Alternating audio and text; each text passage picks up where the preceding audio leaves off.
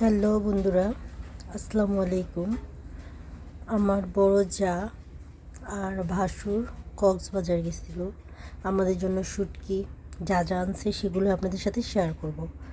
আমার বড় ভাসুর বলতে আপনাদের ভাইয়ার ভাই, এই আর কি। এখানে আনছে অনেক ধরনের আচার, চকলেট, দেখতেই পাচ্ছেন, লইট্টা শুটকি, কাসকি মাছের শুটকি। এটা কি শুটকি বলে আমি জানি না, কিন্তু আমার যা বলছে যে এটা সুন্দরী শুটকি। অবশ্যই কমেন্টসে জানাবেন আপনারা কি নামে জানেন এই শুটকিটাকে, আমি বলতে পারি না এই শুটকিটার নাম কি। আমার জন্য এনেছে একটা মালা আর একটা সুন্দর ফুলের টপ। দেখেন,